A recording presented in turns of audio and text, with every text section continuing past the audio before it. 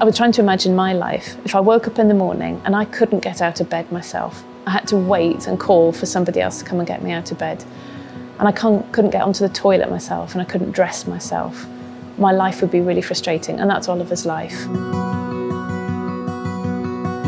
For somebody for whom life is incredibly difficult, every single task, from eating to dressing to toileting, to come here and to do a zip wire and canoe and abseil and climb, to do things that most people don't do, flips that world around to become magical, to move from existing to living.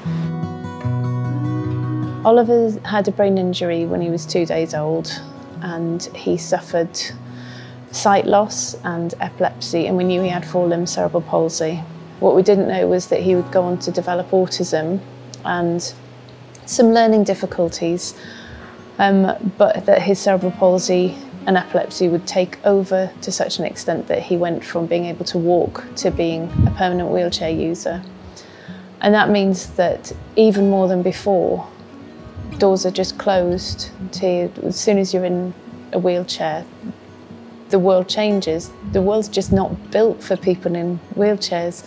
But what we've loved is the flexibility of Calvert, that they've adapted to all of us needs through equipment and just approach, and we just continue to love it. So I think that's really an important message, that as your family changes, Calvert will change with you. After a seizure, he can be temporarily paralysed a little bit. But here, it doesn't really matter, because we've got the hoist, we've got the equipment, the staff have got the expertise. He can still participate as long as he's wanting to and healthy enough to do so. He can do everything that we are doing.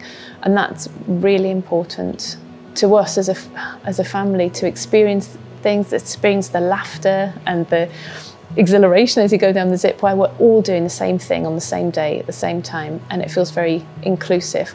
The first time we came, he said, "My disability melts away."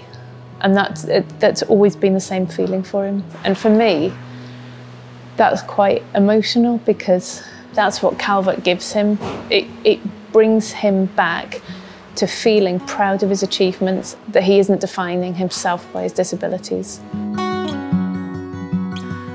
You meet like-minded people, people who've had a difficult path through life, and they just get it. My daughter, who's 11, has always described one of the girls that she meets here sometimes as her best friend. And she's got really good friends at school, really good friends, but it's here that she's met somebody who gets it, who's in her world.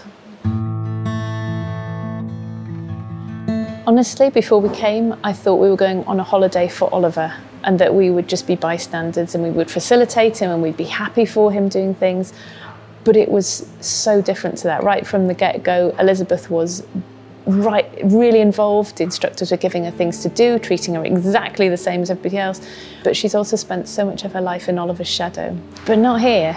Not here. She's centre stage with Oliver, and she's making friendships. And I think friendships that will be for life. Calvert's changed our lives. I think this is our home from home. I just love being here. And it's the instructors that you spend all the time with, and they're the ones that are really hands-on with your child. But they, as individuals, have each changed something different in our lives.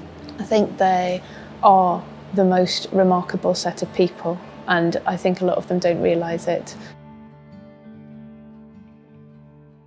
We feel it's a bit corny, but we do feel like we're on a bit of a journey with Calvert. And it wasn't just a one-off trip that we did back in 2017. We thought it would be, and it wasn't. It was just the start of this fantastic relationship and community that we've developed with the Trust. They've given us advice, they've given us confidence, and they've opened up that outdoor world that for so many years seemed so closed off.